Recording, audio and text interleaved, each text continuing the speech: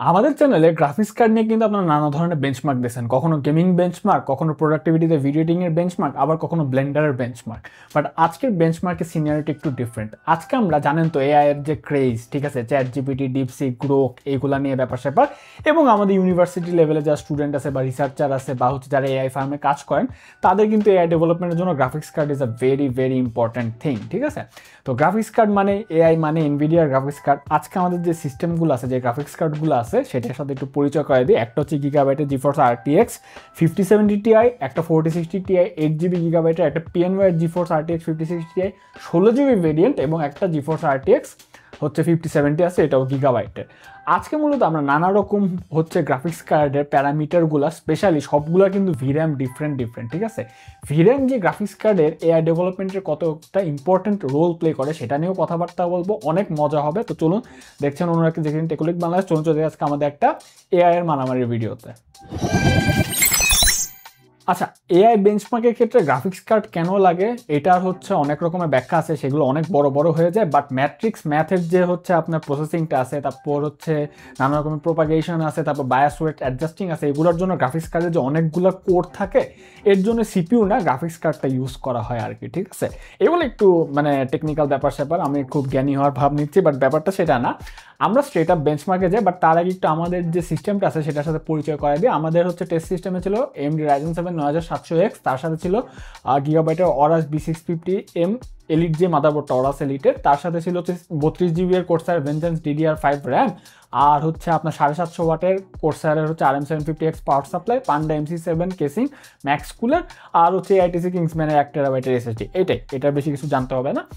এখন আমরা একটু স্ট্রেট আপ বেঞ্চমার্কে যাই। আমরা প্রথমেই LM স্টুডিওর যে আছে ওইখানে একটা Koen 3.5 মডেল নিছি, যেই মডেলটাতে হচ্ছে আপনার বেশ ভারী একটা মডেল, মোটামুটি 9-10 জিবির আশপাশের সাইজ। এটার থেকেও ভারী মডেল আছে, বাট এটা একটু আমরা নিচে মনে হয়েছে যে এটা অ্যাপ্রোপ্রিয়েট। এই মডেলটাতে যখন আমরা গ্রাফিক্স কার্ডগুলো রান করালাম ভিন্ন প্যারামিটারে, প্রতিটা বেঞ্চমার্কই কিন্তু আমরা একদম জিপিইউ ইন্টেন্সিভ করছি, সিপিইউর কোনো পার্ট রাখিনি, যাতে জিপিইউর আসল ক্যালিবারটা বের হয়ে আসে। তো প্রথমে আমরা একটা প্রম্পট দিলাম, সেই প্রম্পটে হচ্ছে একটা কমপ্লেক্স কোয়েশ্চেন করছি, একটা হিসাব নিকাশের কোয়েশ্চেন। এই কোয়েশ্চেনটা করার পর দেখলাম যে কোন গ্রাফিক্স কার্ডে কতটুকু টাইম লাগতেছে। তো প্রথমে যদি আমরা একটু 5070 Ti 16GB যে একদম মনস্ট্রাস যে কার্ডটা সেটা নিয়ে বলি, সেটার কিন্তু মাত্র 1 মিনিট 13 সেকেন্ড লাগছে পুরো জিনিসটার হচ্ছে আপনাকে অ্যান্সার দিতে, এবং এটার স্পিডটা কিন্তু প্রায় 61 টোকেন পার সেকেন্ডের মতো ছিল। তারপর যখন আমরা 5070 দেখলাম, একটু আমরা ডিসেন্ডিং অর্ডারে আসতেছি, 5070 ক্ষেত্রে দেখলাম যে 1 মিনিট 30 সেকেন্ডের মতো টাইম লাগতেছে, এবং টোকেনটা হচ্ছে 51 টোকেন পার সেকেন্ডের মতো ছিল, উইচ ওয়াজ নট ব্যাড, কাছাকাছি। হ্যাঁ, এরপর যখন আমরা একটু 5060 Ti 16GB মুভ অন করলাম, দেখলাম যে 2 মিনিট 14 সেকেন্ডের মতো লাগতেছে, এবং স্পিডটা হচ্ছে 37 টোকেন পার সেকেন্ডের মতো ছিল, উইচ ইজ ফাইন। বাট যখনই আমরা 8GB VRAM-এর 4060 Ti শিফট করলাম, তখন দেখলাম যে এটা কিন্তু সেম জিনিসটা কমপ্লিট করতে প্রায় 17 মিনিট 24 সেকেন্ড নিছে, এবং মাত্র 3 টোকেন পার সেকেন্ড ছিল। এখানে কিন্তু VRAM খুব বাজেভাবে ক্র্যাঙ্ক করছে, যেটা কিন্তু আমরা যে যখন টেস্ট বেঞ্চটা চলতেছিল, অর্থাৎ বেঞ্চমার্কের যে সামারিটা আসতে হলো, সেখানে কিন্তু আমরা দেখতেই পারতেছিলাম VRAM একদম নাই করে দিছে। ঠিক আছে, এরপর যখন আমরা একটা প্রম্পট 2-তে এবার একটা নলেজ বেসড কোয়েশ্চেন, ছোট্ট একটা কোয়েশ্চেন জিজ্ঞেস করছে যে অমুক কত সালে হয়েছিল, এরকম একটা কোয়েশ্চেন করছে। হ্যাঁ, তখন দেখলাম যে 5070 Ti এটা কিন্তু মাত্র 12 সেকেন্ডের মধ্যে অ্যান্সারটা জেনারেট করে দিয়েছে, এবং হচ্ছে 63 টোকেনের মতো পার সেকেন্ডে খরচ করছে, স্পিডটা ছিল আর কি এরকম। 5070 ক্ষেত্রে কিন্তু মাত্র 12 সেকেন্ড সেম টাইমই লাগছে, বাট টোকেন স্পিডটা একটু কম ছিল, 54 হচ্ছে টোকেন সেকেন্ড পার স্পিড ছিল, এরকম ছিল। বাট তারপর যখন আমরা 5060 Ti 16GB আসলাম, এখানে দেখলাম যে 18 সেকেন্ডের মতো সময় লাগছে, কিছুটা বেশি সময় লাগছে, অ্যান্ড 40 টোকেন পার সেকেন্ডের মতো স্পিড ছিল। বাট 4060 Ti 8GB ক্ষেত্রে কিন্তু 2 মিনিট 10 সেকেন্ডের মতো, অর্থাৎ অন্যগুলো থেকে কিন্তু বেশ অনেকটাই টাইম নিয়ে নিছে। এরপর যখন আমরা প্রম্পট 3-তে এখানে একটা সাধারণ একটা কোড লিখতে বলছি, পাইথন দিয়ে একটা প্যালিন্ড্রোমের কোড লিখতে বলছি, খুবই সিম্পল একটা টাস্ক। এটাও কিন্তু 5070 Tiটা মোটামুটি 18 সেকেন্ডের মধ্যে কমপ্লিট করে ফেলছে 61 টোকেন পার সেকেন্ড স্পিড নিয়ে। এরপর 5070টা কিন্তু 29 সেকেন্ডের মতো টাইম নিছে 52 টোকেন পার সেকেন্ড নিয়ে। 5060 Ti 16GBটা কিন্তু সেখানে 40 সেকেন্ডের মতো সময় নিছে, এবং স্পিড কিন্তু 39 টোকেন পার সেকেন্ডের আশপাশে ছিল। বাট এগেইন 4060 Ti 8GBটা কিন্তু 4 মিনিট 40 সেকেন্ডের মতো টাইম নিয়েছে, which is huge, way off the mark, অনেক বেশি। তো সেখানে কিন্তু মাত্র 4 টোকেন পার সেকেন্ডের মতো টাইম নিয়েছে। তো LM স্টুডিওর এই জিনিসটা যখন আমরা কমপ্লিট করলাম, এখান থেকে কিন্তু আমরা খুবই ইম্পর্টেন্ট কিছু ইনসাইট পাইছি। সেটা হচ্ছে ভিরাম এখানে মোস্ট ইম্পর্টেন্ট থিং। তাহলে ভাই আপনি বলতে পারেন যে ভাইয়া যদি ভিরাম মোস্ট ইম্পর্টেন্ট থিং হয় তাহলে তো 5060 Ti 16GB 5070 12GB থেকে বেটার পারফরমেন্স করার কথা। ট্রু, বাট এইখানে আমরা যে মডেলটা নিছি আমি কিন্তু আগে বলে নিছি এটা একটু মিডিয়াম গোছের মডেল, মোটামুটি অ্যাপ্রোপ্রিয়েট একটা মডেল, একটু মোটামুটি মিড রেঞ্জের মডেল। বাট এইটাতে কোনো রকমের 12GB ভিরামটা কভার করে যায় বর্ডার লাইনে। এটা থেকে যদি আমরা আরেকটু বড় মডেল নিতাম আর একটু বেটার মডেলে যেতাম তখন কিন্তু আমরা সাথে সাথে দেখতে পারতাম যে 5070 12GB ভিরামটা চোখ করে যাচ্ছে এবং 5060 Ti 16GBটা হচ্ছে পাস করে হচ্ছে আপনার বেটার পারফর্ম করতেছে। বাট 5070 Ti এর কোনো প্যারা নেই, 5070 Ti তো অলরেডি 16GB দিয়ে আসে, এই ক্লাসের সব থেকে স্ট্রং হার্ডওয়্যার দিয়ে আসে। তো যেহেতু এখানে বর্ডার লাইন 12GB ভিরামে কাজ হয়ে গেছে তার কারণে যে গ্রাফিক্স কার্ডটার হচ্ছে আপনার ক্যালিবার সব থেকে বেশি র পাওয়ার বেশি সেটাই কিন্তু তাড়াতাড়ি প্রসেস করে দিচ্ছে। বাট আরেকটা জিনিস দেখেন 4060 Ti আর 5060 Ti এই দুইটার মধ্যে কিন্তু হার্ডওয়্যারের গ্যাপ কিন্তু খুব একটা বেশি না, মানে খুব যে ডিফারেন্স তা কিন্তু না, মোটামুটি সেম কাতারেরই বলা যায়।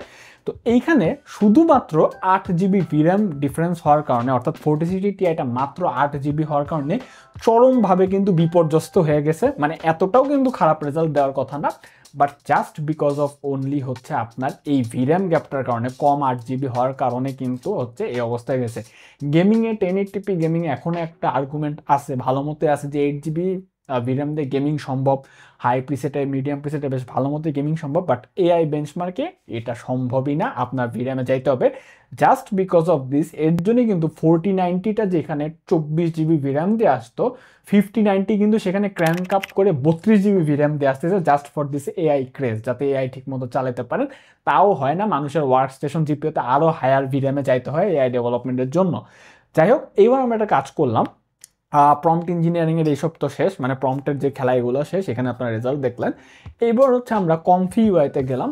কমফি ইউআইতে কিন্তু স্টেবল ডিফিউশনের একটা 3.5 মডেলে আমরা টেক্সট টু ইমেজ জেনারেট করতেছি, ঠিক আছে। আমরা কিছু ইনপুট দিব টেক্সটে লিখে, সেটার একটা ইমেজ জেনারেট করে দেবে স্টেবল ডিফিউশন মডেলটা আর কি। তো এখানে যখন আমরা একটা মোটামুটি ভালো একটা প্রম্পট দিয়ে একটা ইমেজ জেনারেট করা শুরু করলাম তখন দেখলাম যে আমাদের 5070 Tiটা কিন্তু মাত্র 16 সেকেন্ডের মতো সময় নিচ্ছে এই ইমেজটি জেনারেট করতে, যেখানে কিন্তু এটার ইটারেশনটা প্রায় 1.27 ইটারেশন পার সেকেন্ড ছিল, যেটা বেশ ভালোই বলা যায়। তারপরে যখন সেম ইমেজটা আমরা 5070 দিয়ে জেনারেট করলাম দেখলাম যে 23.5 সেকেন্ডের মতো লাগতেছে, অর্থাৎ স্বাভাবিক একটু বেশি টাইম লাগবে। তারপর যখন আমরা 5060 Ti 16GB দিয়ে ট্রাই করলাম দেখলাম যে 31 সেকেন্ডের মতো টাইম লাগতেছে, এটাও স্বাভাবিক, কিছু করার নেই। লাস্টে যখন আমরা 4060 Ti 8GB জিনিসটা রান করলাম দেখলাম যে 39.62 সেকেন্ডের মতো লাগতেছে। এইখানে আসলে টেক্সট টু ইমেজে ভিরামের পার্টটা একটু কম ছিল, এর জন্য মোটামুটি সবগুলো হায়ারকি অনুযায়ী হচ্ছে রেজাল্ট করছে। বাট আপনি যদি আরও বেশি ইমেজ জেনারেশনে চলে যান, আরও হেভি প্রসেস করেন, তখন কিন্তু আপনার ভিরামটা লাগবে, যেহেতু আপনি লোকালি আপনার সিস্টেম হচ্ছে এআইটাকে রান করাচ্ছেন। এখানে কিন্তু আপনার জিপিইউ সব, ঠিক আছে, এখানে কিন্তু ব্যাকএন্ডে বড় বড় জিপিইউ নাই। এরপর আমরা একটা কাজ করলাম, টেক্সট টু ইমেজ তো হলো, টেক্সট টু ভিডিওতে আমরা এবার করবো LTX মডেল আছে একটা কনফিগার, যেটা আপনার টেক্সট দিলে ওটাকে ভিডিও হিসেবে জেনারেট করে দেয়, এটা কিন্তু একটা বিফি প্রসেস বলা যায়। তো আমরা যখন একটা ভিডিও জেনারেট করা শুরু করলাম প্রম্পট দেওয়ার পর দেখলাম যে 5070 Tiটা 30 সেকেন্ডের মতো টাইম লিখছে ভিডিওটা জেনারেট করার জন্য, বাট 5070টা কিন্তু 41.96 সেকেন্ড অর্থাৎ 42 সেকেন্ডের মতো পুরাটা সময় নিচ্ছে। 5060 Ti 16GBটা কিন্তু 58 সেকেন্ডের মতো সময় নিচ্ছে এবং 4060 Ti 8GBটা কিন্তু 62 সেকেন্ডের মতো সময় লাগতেছে। এখানে কিন্তু দেখা যাচ্ছে যে আচ্ছা ঠিক আছে 4060 Ti আর 5060 Ti 16GB কিন্তু খুব একটা র পাওয়ারের ডিফারেন্স নেই, তার জন্য রেজাল্টটাও কিন্তু খুব কাছাকাছি। অর্থাৎ প্রম্পট ইঞ্জিনিয়ারিং বাদে মোটামুটি বাকিগুলোতেও কিন্তু হচ্ছে আপনার মোটামুটি হায়ারকি অনুযায়ী হচ্ছে রেজাল্টটা কমপ্লিট করছে। বাট আপনি যদি প্যারালাল ভিডিও প্রসেস করেন, অনেক রকমের হেভি প্রম্পট দেন, অনেক রকম হেভি হচ্ছে আপনার ভিডিও জেনারেট করা শুরু করেন, সেই ক্ষেত্রে কিন্তু আপনার ভিরাম আরও বেশি লাগতে পারেন। বাট নর্মাল যে হচ্ছে আপনার চ্যাটবট এআই আছে যেগুলো আপনাকে অ্যান্সার দেবে, ওগুলোতে কিন্তু হিউজ পরিমাণে হিউজ চাঙ্কের ভিরাম লাগবে, কোয়ান্টাইজেশন রেট কিন্তু অনেক হাই হইতে হবে। তো ডেফিনেটলি এগুলো মাথায় রেখে কিন্তু আপনারা এমন জিপিইউ নেওয়ার ট্রাই করেন যেটা ভিরাম অনেক বেশি। এই ক্ষেত্রে আমার মনে হয়েছে 5060 Ti 16GB কিন্তু একটা খুবই ব্যালেন্সিভ রোল প্লে করতে পারে এবং মডেল ভারী হলে কিন্তু আপনার 5070কে সারপাস করে যাওয়ার ক্ষমতায় রাখে, এটাই ভিরামের ম্যাজিক। তো এখানে ভিডিওটা শেষ করব। এখানে আমি আসলে ইনসাইট দিতে চাইলাম যে এআই বেঞ্চমার্কে কোন জিপিইউটা স্ট্যান্ডিং কেমন আছে, এটা একটা হিউজ ফিল্ড, সামনে আপনারা কমেন্ট করলে আরও ভিডিও নিয়ে আসবো। আর আরেকটা জিনিস, এনভিডিয়া বাদে এএমডি বা অন্য কোনো জিপিইউ দিয়ে কিন্তু আপনারা এআই এগুলা করতেই পারবেন না, সফটওয়্যারে আপনার সাপোর্ট নেবে না, ওই ধরনের এনভায়রনমেন্ট এখনো ক্রিয়েট হয় নাই, ওগুলোর খুবই খুবই লিমিটেড সাপোর্ট থাকে, কখনো ক্র্যাশ করে নানা রকম করে। বাট এনভিডিয়ার গ্রাফিক্স কার্ডগুলোকে সফটওয়্যারগুলো বুকে ভাই বলে একদমই খুবই সুন্দর, কম্প্যাটেবিলিটি খুবই ভালো কাজ করে, এটাও আমি একটু বলে দিলাম। তো যাই হোক, ভিডিওটা এখানে শেষ করছি, ভালো লাগলে লাইক দিতে পারেন, সাবস্ক্রাইব করে চ্যানেলে মাস্ট, আমাদের একটা গ্রুপ আছে টেকোলিক বাংলাদেশ, সেখানে জয়েন হয়ে যেতে পারেন, নিচে লিঙ্ক দিয়ে দিলাম, এখানে আমরা এরকম গিকি আড্ডা দিই। তো দেখা হবে অন্য কোনো ভিডিও, তো গুড বাই, ডেফিনেটলি আইল catch on the next one.